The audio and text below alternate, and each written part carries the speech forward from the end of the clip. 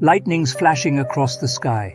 The storm was intense, casting eerie shadows across the deserted streets. The wind howled through the empty alleyways, echoing off the abandoned buildings. A young woman named Kira was walking home from work, clutching her purse tightly to her chest. She quickened her pace, knowing that she was being followed.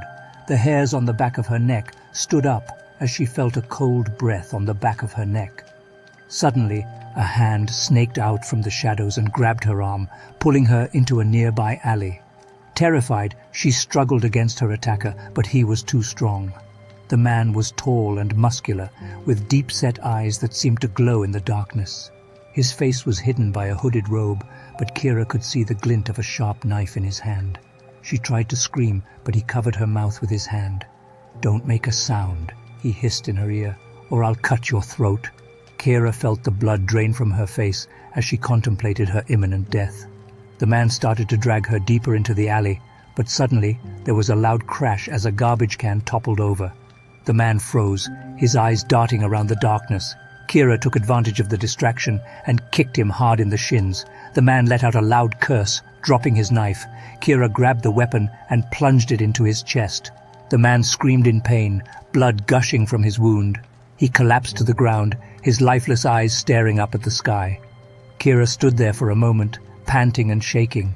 She had never killed anyone before, but she knew it was either him or her. She looked down at the man's face, trying to get a glimpse of who he was. As she stared, she felt a chill run down her spine.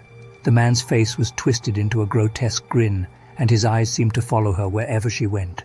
She quickly backed out of the alley and ran towards her apartment. She locked the door behind her and collapsed onto her couch, trying to catch her breath. As she sat there, she heard a faint scratching sound coming from the windows. She tried to ignore it, but the sound grew louder and more insistent. Finally, she got up and peered through the curtains. Outside, the storm was raging, with rain lashing against the glass. She saw a figure standing in the shadows, its eyes fixed on her. It was the man she had just killed. She rubbed her eyes, thinking it was just a trick of the light, but when she opened them again, he was still there, staring at her. Kira's heart pounded in her chest as she realized that she had not killed a man, but a demon. A chill ran down her spine as she saw the demon's twisted smile widen, revealing rows of razor-sharp teeth. It started to claw at the window, its long, skeletal fingers scraping against the glass. Kira knew she had to act fast. She grabbed a Bible from her bookshelf and began to recite a prayer, hoping to banish the demon back to hell.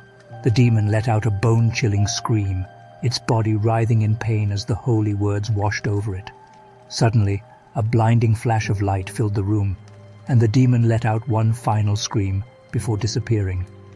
Kira collapsed onto the floor, shaking with fear and exhaustion. She realized that she had just faced something beyond her wildest nightmares, and she knew that she would never be the same again. From that moment on, she would never take a walk alone at night, and she would always keep a weapon close at hand. The memory of that dark and stormy night would haunt her for the rest of her life.